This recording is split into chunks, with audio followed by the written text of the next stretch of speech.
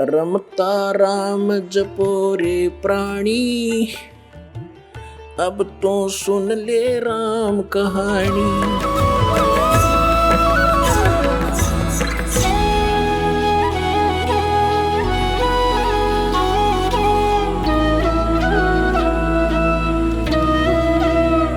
अब यहाँ भी वेदों ने भी बता दिया कि तत्वदर्शी संत की खोज करो। और वेद कहते हैं नेति नेति, कि मैं जो ज्ञान दे चुका हूँ ये अंतिम नहीं है। इतना ही नहीं है आध्यात्मिक ज्ञान परमात्मा के विषय में, उसके विषय में तो तत्वदर्शी संत बताएंगे, और वो उस ज्ञान से बताएंगे जो परमात्मा ने स्वयं आकर बोला है। फिर क्या बताते हैं? असंग जन्म तन मरत्या होगे, जीवित क्यों न मरे रे। द्वादश मध्य महल मठ बोरे, बहुर न दे धर रे। कि असंग जन्म तन मरत्या हो गए, एक बार जीवित मर के देख। जीवित कैसे मरना होता है? मन चाहता है यहाँ के कार कोठी बंगले, गुटी सुटी लगाना, ब्याह के अंदर नाचना गाना, डीजे बकवाद। कहते इनसे मन हटा। अपने आत्मा सोचने की बात है, ये किसी के कहने से नहीं, कोई प्रतिबंधित नहीं होते ये नियम। लेकिन जो संत नियम बनाते हैं वो आपके लिए लक्ष्मण रेखा होनी चाहिए। उसका उल्लंघन करते सीता का कितना विनाश हुआ, बिरानमाटी हुई और दुनिया मरवा दी। और उन्होंने कहा था इससे बाहर मत जाना तो सुरक्षित रहेगी। तो परमात्मा ने जो नियम हमें बना कर दिए हैं ये लक्ष्मण रेखा समझ लेना।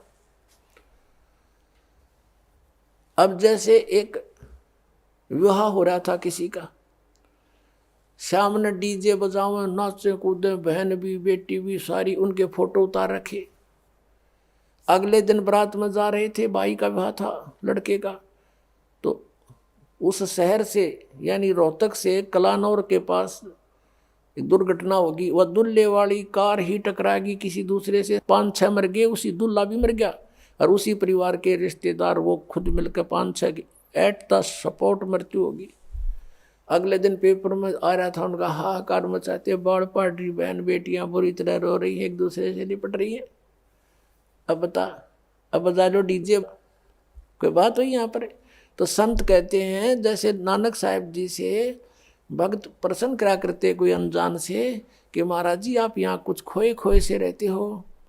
तो उन्होंने कहा था भी ना जाने काल की कर डारे, किसी भी ढल जा पास आवे, और जिनाते सरते मौत खुड़क दी उन्होंने केड़ा हंसावे। हमें अपनी मौत दिखाई दे ना बेरा के बिजली गिर जाए, यहाँ तक टाइम सा पास करना हमने।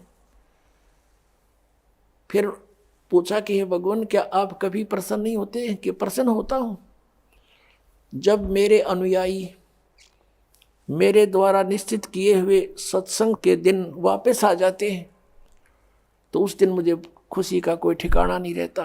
क्यों? क्योंकि मुझे ये खुशी होती है कि इनको कोई काल का दूत नहीं टकराया, इनकी भक्ति का नाश नहीं करा, ये सुरक्षित है अभी तक। और जब ये यहाँ से जाते हैं, संसार में सब काल के ही ज्ञान से प्रभावित लोग हैं, ये मुझे चिंता बन जाती है कहीं इनको कोई भ्रमित ना कर दे और इनका जीवन नाश कर दे। क्या कहते हैं कि साध मिले साड़ी शादी होंदी और विछड़ दें दिलगिरी वे, अखदे नानक सुनो जिहाना मुश्किल हाल फकीरी वे। कि साध मिले ये भक्त, साध संगत जब वापस आती है, मुझे आत्मा में बड़ी खुशी होती है कि ये सुरक्षित है, इनका कोई दीमक नहीं लगा काल का। और जब ये जाते हैं तब मुझे दिलगिरी होती है, दुख होता है कि मुश्किल हाल फकीरी वे, फकीरी माने साधना भक्ति, ये बड़ी मुश्किल बना दी काल के दूतों ने। जगह जगह एक गांव में मन 10-10 ढूंढे लाए बैठे हैं, कोई वैसे कोई क्रिया करते हैं, कोई झाड़ा लाता है। मिसगाइड करने वालों का कोई अंत नहीं।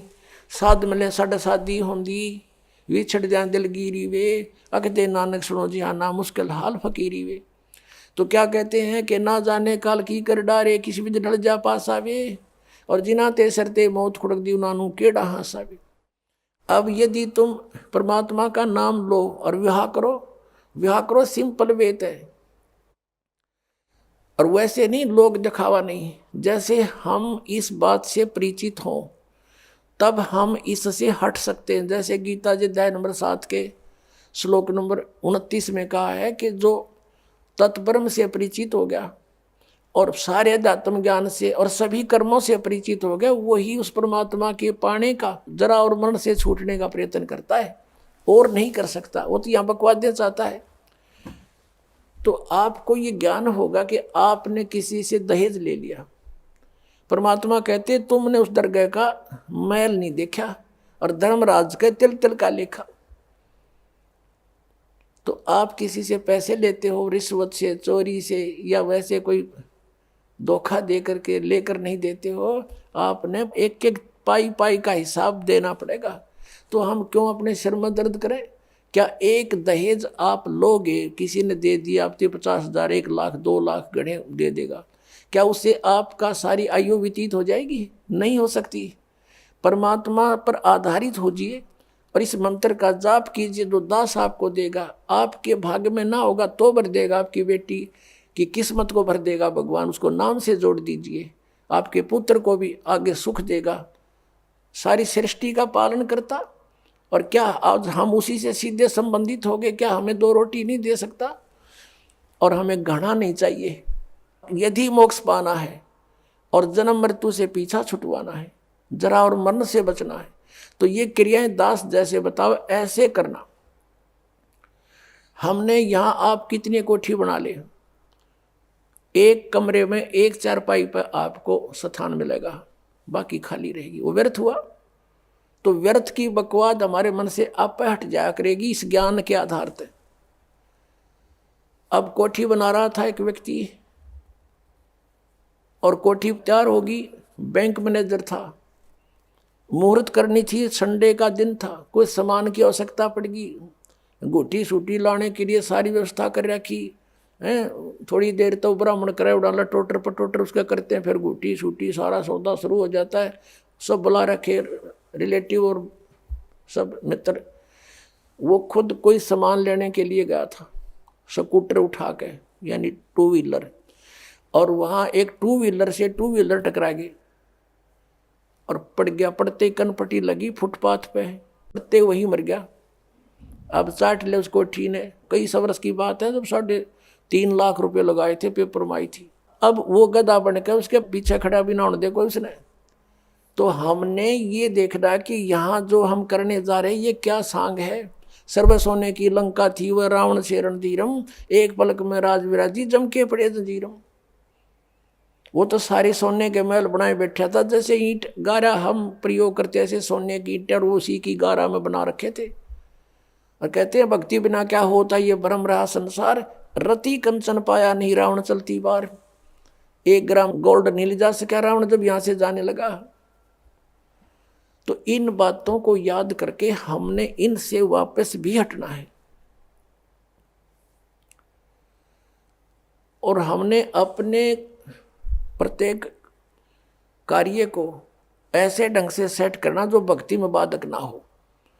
अब हम दहेज लेते हैं या फिर देवे भीगे, क्योंकि बेटी होगी हमारे भी। एक पैसे वाला तो बकवाद कर देगा, अब गरीब आदमी कहाँ से करे। एक घर में 3 बेटियां चली गई, एक गरीब की है, एक अमीर की है, एक मीडियम साइज की है। अब जो अमीर वाले ने तो दे दिया गणाए धन, अब मीडियम साइज वाले ने भी दे दिया थोड़ा बहुत, और वो बेचारा गरीब क्या करे, उसकी बेटी रो रही है वहाँ बैठ कर, उस परिवार में आदर नहीं उसका। तो ये इस तरह का हमने इसको समाज को सेट करना है।